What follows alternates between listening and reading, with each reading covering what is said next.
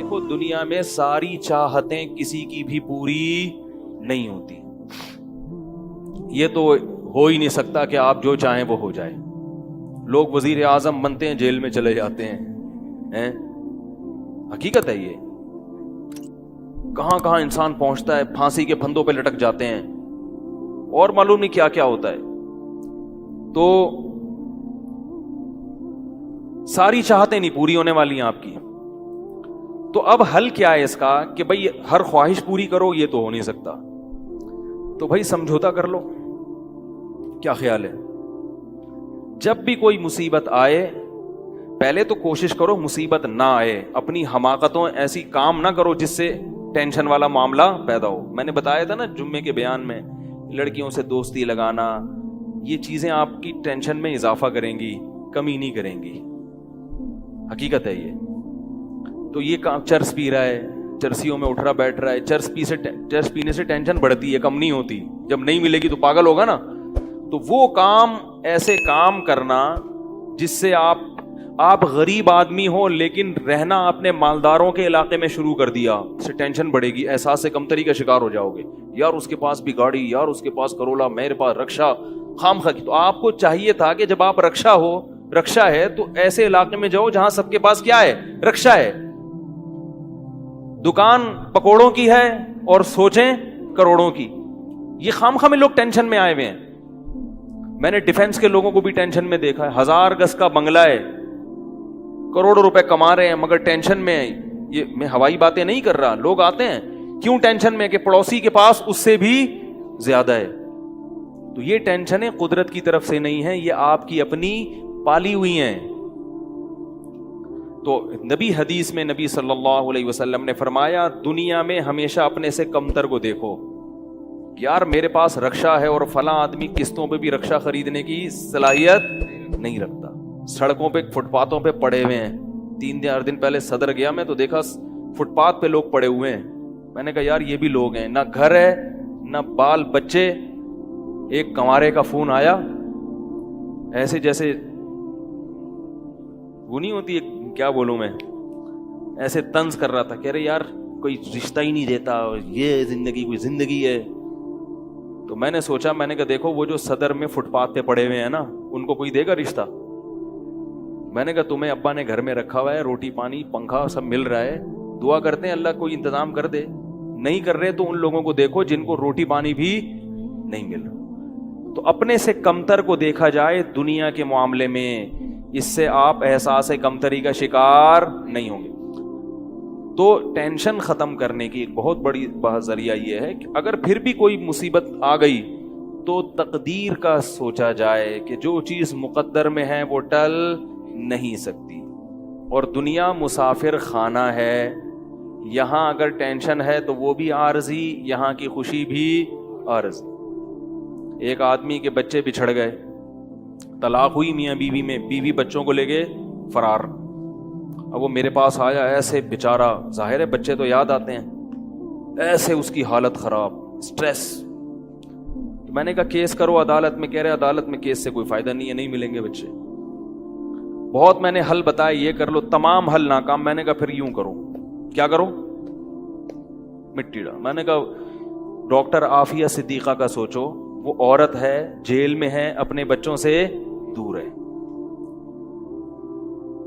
مزید اولاد بھی نہیں ہو سکتے اس کے. تو میں نے کہا تمہارا اگر تمہیں جیل میں ڈال دیا جائے نا ابھی, تو تم کہو گے چلو بچے نہ ملے لیکن جیل سے تو باہر آؤں, یہی سوچو گے نا. اس کا سوچو کہ وہ ایک عورت ذات ہے, کئی سالوں سے جیل کے اندر پڑی ہوئی ہے, اور عورت کے لیے بچوں سے جدائی وہ بہت زیادہ مشکل ہے. مرد تو برداشت کر لیتا ہے.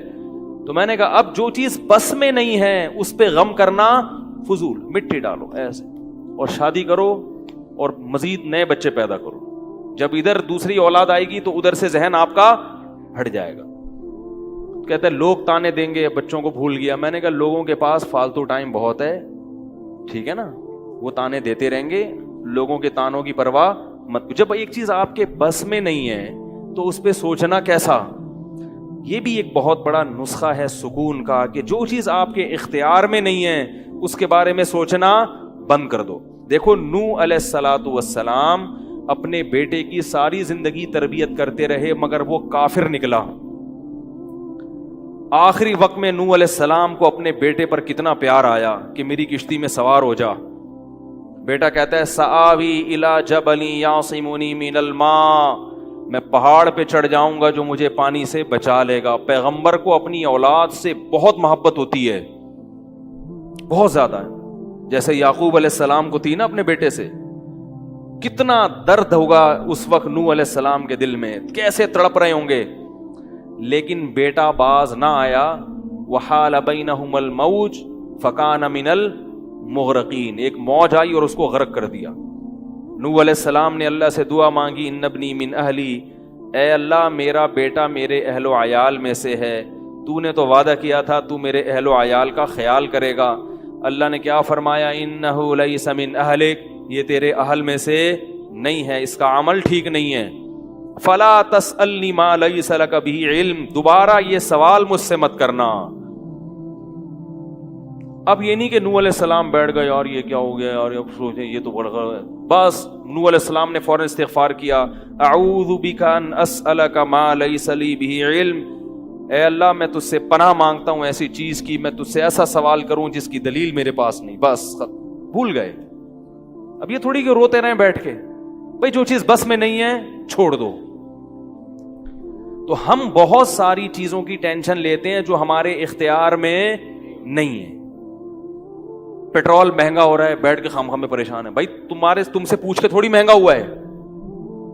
غم کرنے سے اگر وہ سستا ہو جائے تو رو. میرے پاس تھی Kawasaki G T O, Kawasaki G T O 125. آپ کو پتا ہے کیا بائک تھی وہ, ہم نے بھی بڑے شوق پالے ہیں ایک زمانے میں. میں اس میں پیٹرول ٹھیک ٹھاک ڈلتا تھا.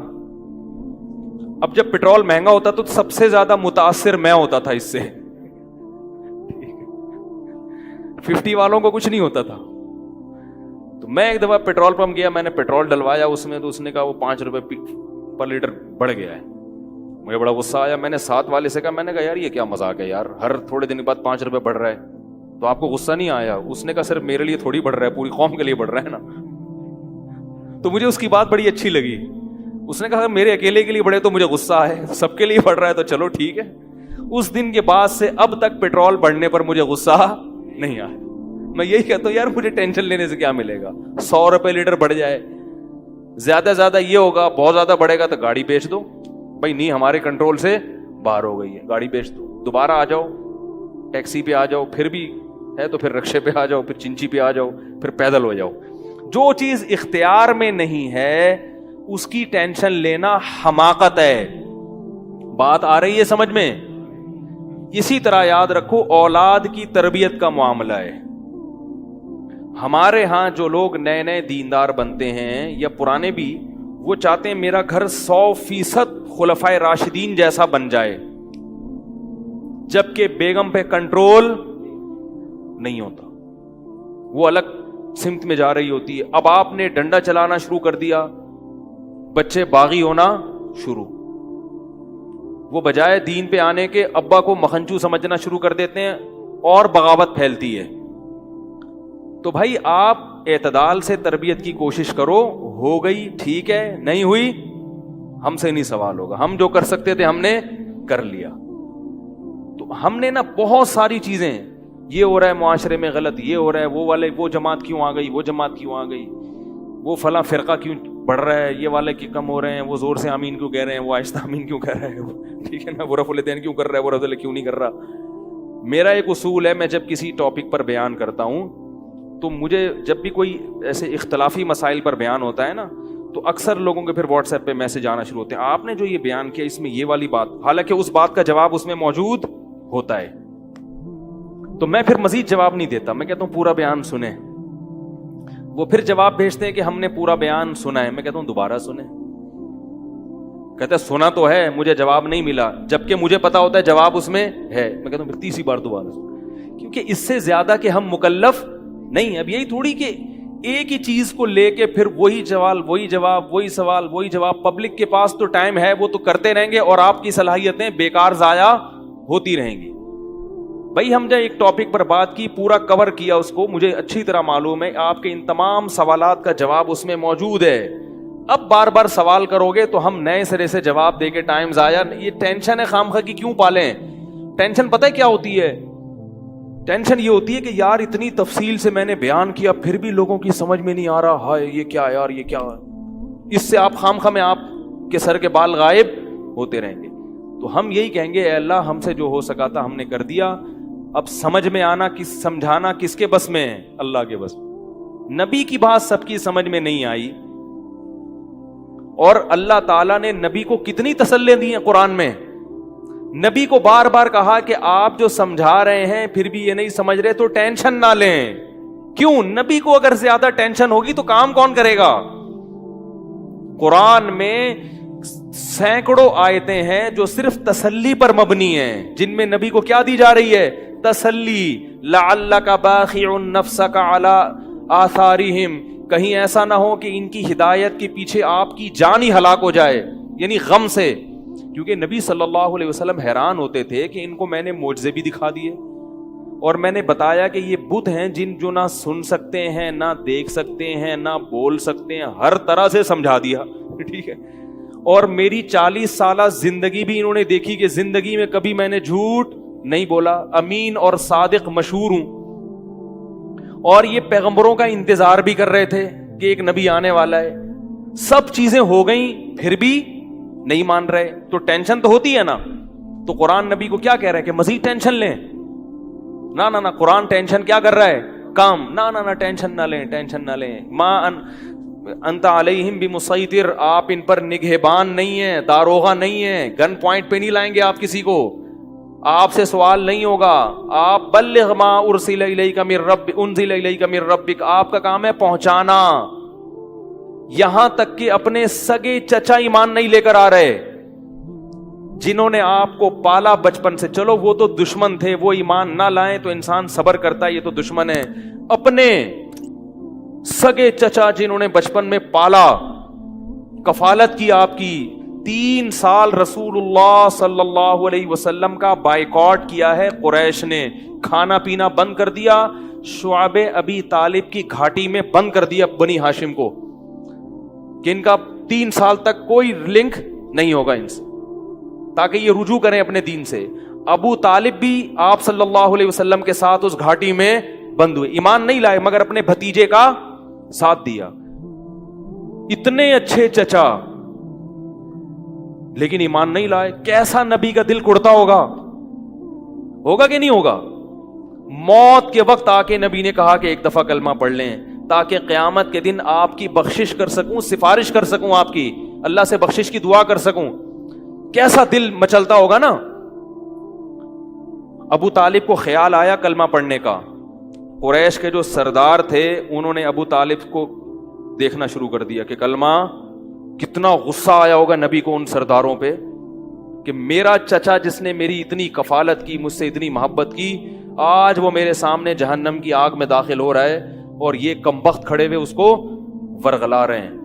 ابو طالب نے چند اشعار کہے کہ اگر مجھے یہ ڈر نہ ہوتا کہ عرب کہیں گے کہ ساری زندگی اسلام نہیں لایا، موت کے وقت موت کے ڈر سے باپ دادا کا دین چھوڑ دیا، یہ ڈر نہ ہوتا تو آئے محمد آج میں تیری آنکھیں کلمہ پڑھ کے ٹھنڈی کر دیتا.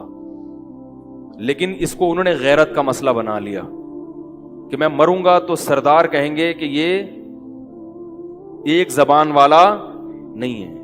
زبان تبدیل کر لی انہوں نے. کرنا تھا تو پہلے ایمان لاتا نا، اب کیوں؟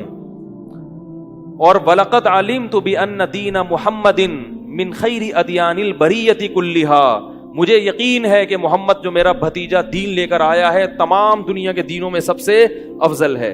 لولا الحذار لولا الملامت او حذار مسبت، اگر ملامت کا خوف یا لوگوں کے برے بھلے کہنے کا خوف نہ ہوتا تو آج میں اپنے بھتیجے کی آنکھیں ٹھنڈی کر دیتا. کیسا دل کڑا ہوگا میرے بھائی، کیسا، جس کو جہنم کی آگ کا یقین ہے اور ان کو معلوم ہے کہ میرا چچا جہنم کی آگ میں داخل ہونے والا ہے، کیسا تڑپ رہے ہوں گے. اور ابو طالب کی آنکھیں بند ہو گئیں. نبی صلی اللہ علیہ وسلم اتنے غم زدہ ہوئے. اللہ نے پھر کیا دی؟ تسلی کی آیتیں کہ ٹینشن نہ لو. یہ میں آپ کو کیوں واقعہ سنا رہا ہوں کہ جب اتنے بڑے بڑے غم کے واقعات میں اللہ ٹینشن لینے کو پسند نہیں کر رہے تو ہماری چھوٹی چھوٹی اس کی پکوڑے کی دکان چل گئی, میری دکان بند ہو گئی, اس کو سواری مل گئی ہے بھائی رکشے میں, مجھے سواری نہیں ملی, ان چیزوں میں ٹینشن لینے کا کیا مطلب؟ بہت مشکل ہے یار, کیا کریں یار. ہماری ٹینشن یہی ہوتی ہے نا یار, سیٹنگ وہاں چل رہی تھی, ابا نے رشتہ وہاں طے کر دیا, یہ کوئی ٹینشن کی چیز ہے؟ ٹینشن تو وہ ہے جو نبی کو ہوئی تھی, یہی ٹینشن ہے آج کل. تو نبی کو کس قدر غم ہوا ہوگا, غیرت بھی ہے نبی میں, حیا بھی ہے, محبت بھی ہے, لیکن اللہ کیا کہہ رہے ہیں, ٹینشن نہ لیں. کیوں؟ وہی اصول جو میں نے آپ کو بیان کیا کہ جو چیز اختیار میں نہیں ہے اس پر ٹینشن نہیں لینی چاہیے. انک لا تہدی, یہ آیتیں نازل ہوئیں, من احببت ولکن اللہ یہدی من یشاء. اے محمد, جس سے آپ محبت کرتے ہیں اس کو ہدایت دینے کے مالک نہیں ہیں. محبت الگ چیز ہے, ہدایت ہمارے ہاتھ میں ہے, آپ کے ہاتھ میں نہیں ہے. اب اگر نبی اسی غم کو لے کے بیٹھے رہتے تو کہاں سے دعوت اور تبلیغ کا کام ہوتا؟ آپ صلی اللہ علیہ وسلم سے حضرت عائشہ نے پوچھا کہ ابو طالب جو اتنی خدمت کرتا تھا آپ کی, کرتے تھے اور اتنا کچھ انہوں نے کیا, کیا یہ نیکیاں قیامت کے دن کام آئیں گی؟ آپ نے فرمایا ہاں. کتنا کام آئیں گی کہ جہنم کے نچلے طبقے سے اللہ اٹھا کے اوپر والے طبقے میں لے آئے گا, اور پاؤں میں صرف آگ ہوگی مگر اس سے دماغ ایسے کھولے گا جیسے ہانڈی. ابو طالب پورے جہنم کی آگ میں نہیں ہوں گے, صرف ان کے پاؤں جہنم کی آگ میں ہیں. اس سے پتہ چلتا ہے کافر کی نیکیاں کام تو آتی ہیں مگر عذاب کم کرنے میں, عذاب ختم کرنے میں نہیں. بھی ہم دیکھتے ہیں کہ دنیا میں بہت کچھ غلط ہو رہا ہے, دلائل کے انبار لگا دو پھر بھی لوگ نہیں مانتے, اور فرقہ واریت, ایک دوسرے پہ طعن و تشنی, گھریلو حالات میں گڑبڑ. تو اس میں اگر آپ ٹینشن لینا شروع کر دو گے تو پھر سوائے ڈپریشن کی گولیوں کی ایک نئی ٹینشن لگ جائے گی. جس دن گولی نہیں کھائی اس دن عجیب سا ہو گیا. ڈپریشن کا مریض کو جس دن گولی نہ ملے وہ خود گولی کی طرح بن جاتا ہے, وہ پھر کئی لوگوں کو گولیاں کھانی پڑتی ہیں اس سے بات چیت کے بعد. تو اس لیے میرے بھائی دو چیزیں یاد رہیں گی, ایک نیند اور دوسرا ٹینشن. جتنا ہو سکے, پھر بھی اللہ کی طرف سے ہوتی ہے, ایسا نہیں ہے کہ ناممکن ہے 100% ختم ہو جائے.